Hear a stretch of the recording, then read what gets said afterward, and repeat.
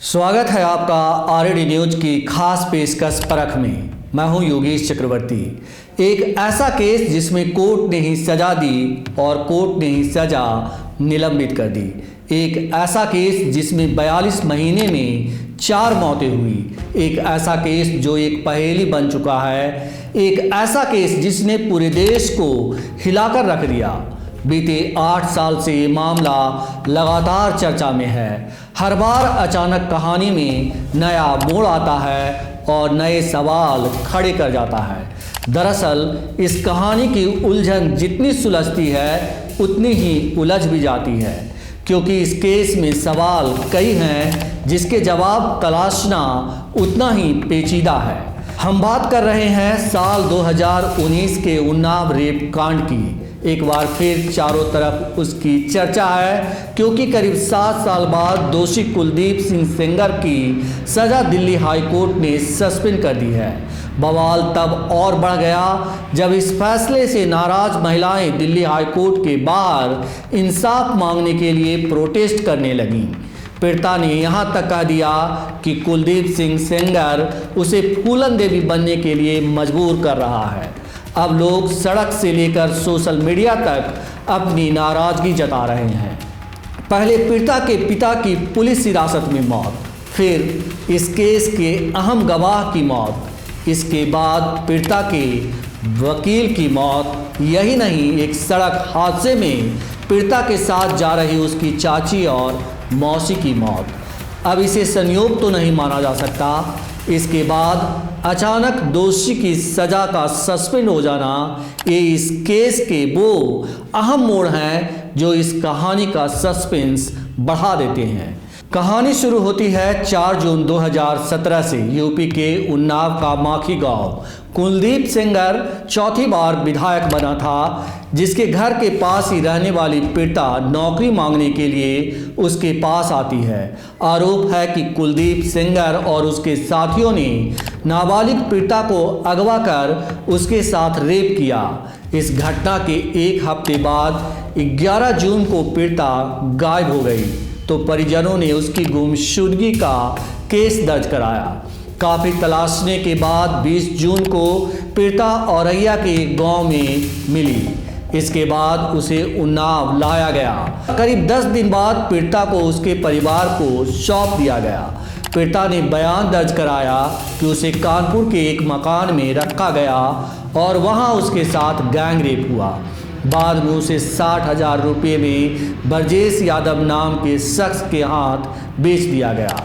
इसके बाद पीड़िता ने कुलदीप सेंगर और उसके भाई अतुल सिंह के खिलाफ रेप का केस दर्ज कराने की मांग की, जिसके बाद कुलदीप सिंह सेंगर के सहयोगी शशि सिंह के बेटे शुभम सिंह, ब्रजेश यादव और नरेश तिवारी को नामजद किया गया। लेकिन सेंगर एक रसूखदार विधायक था, इसीलिए उस पर कोई कार्रवाई नहीं हुई। तो पीड़िता ने मुख्यमंत्री योगी आदित्यनाथ को चिट्ठी लिखी। चिट्ठी मीडिया में लीक होने के बाद भी इस केस में कोई कार्रवाई नहीं हुई। उधर पीड़िता को लगातार धमकियां मिलती रहीं। ऐसे में पीड़िता की मां ने चीफ जुडिशियल मजिस्ट्रेट कोर्ट में एफआईआर दर्ज करने की मांग की। इस बीच पीड़िता के पिता को बेरहमी से पीटा गया। आरोप है कि उसे कुलदीप सिंह सेंगर के भाई अतुल सेंगर और उसके लोगों ने पीटा। यही नहीं, गंभीर हालत में उसे अवैध हथियार रखने के आरोप में पुलिस हिरासत में भेज दिया गया।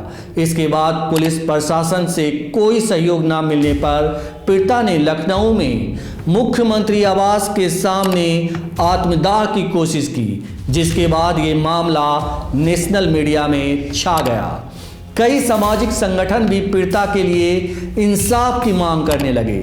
मामला बीजेपी विधायक से जुड़ा हुआ था, इसीलिए इस पर सियासत भी शुरू हो गई। अब इस केस में सीबीआई जांच की मांग होने लगी। तभी अचानक कहानी में नया मोड़ आया, जब 9 अप्रैल को पीड़िता के पिता की पुलिस हिरासत में मौत हो गई। इससे पुलिस प्रशासन सवालों के घेरे में आ गया, तो सीबीआई जांच की मांग तेज पकड़ने लगी। पीड़िता के पिता के अंतिम संस्कार के दौरान हुए हंगामे के बाद सेंगर के खिलाफ एफआईआर दर्ज की गई। साथ ही साथ अतुल सेंगर की गिरफ्तारी हुई और 6 पुलिस अधिकारियों को निलंबित कर दिया गया। इसके बाद 10 अप्रैल को इलाहाबाद हाई कोर्ट ने मामले की गंभीरता को देखते हुए केस को सीबीआई को सौंप दिया। इस बीच कुछ ऐसा हुआ जिसने सभी को चौंका दिया। जिस वक्त पीड़िता अपनी चाची और मौसी के साथ कार से रायबरेली जा रही थी, तभी ट्रक ने उसकी कार को टक्कर मार दी, जिस पर नंबर प्लेट नहीं था। इस हादसे में पीड़िता तो बच गई, लेकिन उसकी चाची और मौसी की मौत हो गई। कहा गया कि पीड़िता को जान से मारने की कोशिश की गई थी। यही नहीं, पीड़िता के चाचा को 18 साल पुराने फायरिंग केस में जेल भिजवा दिया गया, क्योंकि वो पीड़िता और पीड़िता के पिता के लिए इंसाफ की मांग कर रहे थे। ये वो वक्त था जब देश में रेप केस को लेकर अलग ही माहौल बना हुआ था। उसी दौरान अप्रैल 2018 में कठुआ रेप केस की घटना से देश में उबाल था। इसीलिए उन्नाव रेप केस में भी इंसाफ की मांग को लेकर खूब विरोध प्रदर्शन हुए। केस की सीबीआई जांच के बाद कुलदीप सिंह सेंगर को 13 अप्रैल को गिरफ्तार कर लिया गया। फिर अगस्त 2019 में सुप्रीम कोर्ट ने उन्नाव रेप केस से जुड़े 4 मामले का ट्रायल दिल्ली ट्रांसफ़र कर दिया। कोर्ट ने आदेश दिया कि इस केस को रोजाना सुना जाए और 45 दिनों के भीतर पूरा किया जाए। इस तरह घटना के 2 साल बाद सितंबर 2019 में ट्रायल कोर्ट ने सेंगर को दोषी ठहराते हुए उम्र कैद और 25 लाख रुपए जुर्माने की सज़ा सुनाई। ट्रायल कोर्ट ने यह भी निर्देश दिया था कि सीबीआई पर्याप्त कदम उठाए जिससे कि पीड़िता और उसके परिवार की जान और स्वतंत्रता की रक्षा की जा सके। इसमें परिवार की सहमति से पीड़िता के लिए मकान और पहचान बदलने की व्यवस्थाएं शामिल थी। इसके बाद ट्रायल कोर्ट इस फैसले को सेंगर ने दिल्ली हाई कोर्ट में चुनौती दी थी, लेकिन अभी बीते दिनों दिल्ली हाई कोर्ट के फैसले ने सभी को फिर से चौंका दिया। इस फैसले से कहानी में एक नया मोड़ आ गया। दरअसल कोर्ट ने सेंगर की उम्र कैद की सज़ा को निलंबित करते हुए उन्हें सशर्त जमानत दे दी, जिसके मुताबिक वो दिल्ली नहीं छोड़ पाएंगे और उसे पीड़िता से 5 किलोमीटर दूर रहना होगा। हर सोमवार को सेंगर को पास के पुलिस स्टेशन पर रिपोर्ट करना होगा। उन्हें पासपोर्ट जमा करना होगा जिससे वो विदेश ना जा सके। इसके अलावा कोई भी शर्त तोड़ने पर तिहाड़ जेल जाना होगा। हालांकि सेंगर तुरंत रिहा नहीं हो सका, क्योंकि पीड़िता के पिता की हत्या के मामले में उसकी 10 साल की सज़ा अलग से चल रही है। आइए अब समझने की कोशिश करते हैं कि आखिर 7 साल बाद अब दिल्ली हाई कोर्ट के जज ने उन्नाव रेप केस में दोषी कुलदीप सिंह सेंगर की सज़ा सस्पेंड करने का फैसला किस आधार पर सुनाया। हम इस मामले में कुलदीप सिंह सेंगर का पक्ष भी समझने की कोशिश करेंगे। आखिर क्यों उनके समर्थक इस केस को फर्जी और सेंगर को बेगुनाह बता रहे हैं। पीड़िता की पहली शिकायत में सेंगर का नाम शामिल नहीं किया गया था। इस पर हाईकोर्ट ने सवाल उठाए। कोर्ट ने साफ कहा कि जब इतनी बड़ी घटना होती है तब पहली शिकायत में मुख्य आरोपी का नाम तो होना चाहिए था, लेकिन शिकायत में क्यों नहीं रहा। बाद में उसका नाम जोड़ा गया, जो संदेह पैदा करता है। हाईकोर्ट का कहना था कि अगर पीड़िता का फ़ोन छीन लिया गया तो फिर वो चल कैसे रहा था। अगर पीड़िता को फ़ोन मिल भी गया तो उससे पुलिस के पास क्यों नहीं जमा कराया गया। पीड़िता ने शुरुआत में कहा था कि उसे अगवा करके बेच दिया गया था। रेप की बात उसने साफ नहीं कही थी। बाद के बयानों में पीड़िता ने रेप शब्द जोड़ा। पहले मेडिकल हुआ तो भी पीड़िता ने सेंगर के बारे में कुछ नहीं बताया था। हाईकोर्ट ने कहा कि निचली अदालत ने बदलते हुए बयानों को नज़रअंदाज कर दिया। मुख्य आरोपी के खिलाफ शुरुआत में कहीं जिक्र न करना भी सवालों के घेरे में है। पीड़िता के नाबालिग होने को लेकर कोर्ट में जो दस्तावेज पेश किए गए थे वह भी सवालों के घेरे में है। पीड़िता की तरफ से 3 दस्तावेज दिए गए हैं। इन तीनों में ही अलग अलग जन्मतिथि सामने आई है। स्कूल रिकॉर्ड में 2001 जन्मतिथि को मिटाकर दोबारा लिखा गया था।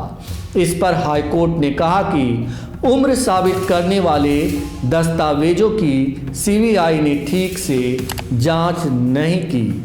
दिल्ली हाई कोर्ट ने अपने फैसले में कहा कि कुलदीप को यौन अपराधों से बच्चों के संरक्षण पॉक्सो अधिनियम के तहत पेनिट्रेटिव सेक्सुअल असॉल्ट हमले का अपराधी नहीं बनाया गया था, लेकिन 30 हजारी कोर्ट के जज धर्मेश शर्मा ने पॉक्सो की सबसे बड़ी सजा दी। सिंगर की सजा का आधार सरकारी कर्मचारी की परिभाषा में आता है, जबकि सिंगर कोई सरकारी कर्मचारी नहीं था। इस आधार पर जज ने कहा कि अगर एग्रेवेटेड यौन उत्पीड़न नहीं बनता तो पॉक्सो की धारा 4 के तहत अधिकतम सजा 7 साल है और कुलदीप सिंगर यह सजा पूरी कर चुका है। हाईकोर्ट ने रेप की टाइमिंग और सिंगर की मोबाइल लोकेशन पर सवाल उठाए। पीड़िता ने अपने बयान में कहा था कि उसके साथ 8 से 8:30 बजे रात के बीच रेप हुआ था। जांच टीम ने उस वक्त कुलदीप सिंगर के मोबाइल की लोकेशन निकाली। उस वक्त कुलदीप की लोकेशन 15 किलोमीटर दूर मिली। इस पर हाईकोर्ट ने कहा ट्रायल कोर्ट ने मोबाइल लोकेशन को तवज्जो नहीं दी। उन्होंने अपील के दौरान इस मुद्दे को खारिज कर दिया था। दिल्ली हाई कोर्ट के फैसले के बाद अब पीड़ित ने सनसनीखेज आरोप लगाए हैं। उसने कहा कि जब बहस 3 महीने पहले पूरी हुई तो फैसला इतना लेट क्यों आया? जरूर इसमें सब सेटिंग हुई है। जज साहब भी आए और खड़े खड़े फैसला सुनाकर चले गए। हम लोगों को कुछ बोलने ही नहीं दिया। उसने कहा कि मैं कुलदीप सिंगर की सज़ा सस्पेंड होने से डरने वाली नहीं हूँ। फैसला देने वाले जज से सवाल पूछा जाए। यही नहीं, पीड़िता ने अपनी शिकायत में आरोप लगाया है कि जांच अधिकारी ने दुर्भावना से और कपटपूर्ण तरीके से जांच की, जिससे कि सिंगर और अन्य आरोपियों को जानबूझकर की गई चूक और पेश किए गए तथ्यों में हेरफेर का फायदा मिल सके और एक अनुकूल परिणाम सुरक्षित हो सके। ये तो हुआ पीड़िता का पक्ष। आइए अब उस पक्ष की बात करते हैं जिसके पक्ष की बात कम की गई, यानी इस केस में आरोपी कुलदीप सिंह सिंगर की। उनके समर्थक मानते हैं कि उन्नाव रेप केस फर्जी है।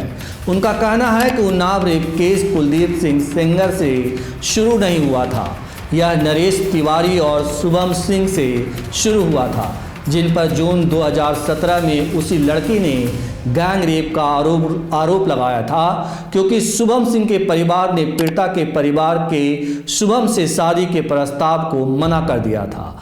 सिंगर के समर्थकों का कहना है कि पीड़िता ने इस मामले में मीडिया को वीडियो इंटरव्यू दिए। पुलिस ने उसकी एफआईआर दर्ज की, लेकिन उसने सिंगर का नाम तब तक नहीं लिया जब तक कि सिंगर ने नरेश और शुभम के खिलाफ मामले में दखल नहीं दिया। सिंगर के समर्थकों का कहना है कि पीड़िता शुभम की मां शशि सिंह और उसकी बहन निधि को भी फंसा रही थी। सिंगर ने इन महिलाओं को बचाने की गलती की क्योंकि वे निर्दोष थी।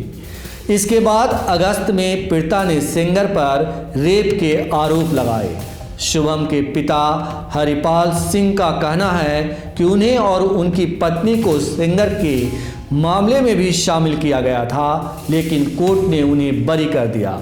लड़की ने दावा किया कि शशि सिंह उसे नौकरी के लिए सिंगर के घर ले गई थी जब उसने उसके साथ रेप किया। अगर कोर्ट ने उसे निर्दोष पाया तो लड़की उसके घर कैसे पहुंची? इनका कहना है कि पीड़िता ने दावा किया है कि शशि सिंह उसे 4 जून 2017 को नौकरी के लिए सिंगर के घर ले गई थी जब उसने उसके साथ रेप किया। फिर शशि सिंह ने उसे फिर से कहा कि वह उसे नौकरी के लिए कानपुर ले जाएगी और फिर वह रात 10 बजे बिना किसी को बताए उसके साथ कार में चली गई। क्या कोई लड़की उस महिला पर विश्वास करेगी जिसने पहले ही उसके साथ रेप करवाया हो? इस तरह सिंगर का पक्ष भी कई सवाल खड़े करता है। यहाँ हम आपको याद दिला दें कि रेप की इस घटना के एक हफ्ते बाद 11 जून को पीड़िता गायब हो गई, तो परिजनों ने उसकी गुमशुदगी का केस दर्ज कराया। काफ़ी तलाशने के बाद 20 जून को पीड़िता औरैया के एक गांव में मिली। इस तरह इस केस में तमाम सवाल हैं जिनके जवाब तलाशे जाने चाहिए, लेकिन ऐसा लगता है कि इस कहानी में कई मोड़ आने बाकी हैं। इस मामले में आपकी क्या राय है? कमेंट बॉक्स में हमें ज़रूर बताएं। आपको हमारा ये खास कार्यक्रम परख कैसा लग रहा है, ये भी कमेंट कर ज़रूर बताएं। आपका बहुत बहुत आभार, शुक्रिया और बहुत बहुत अभिनंदन।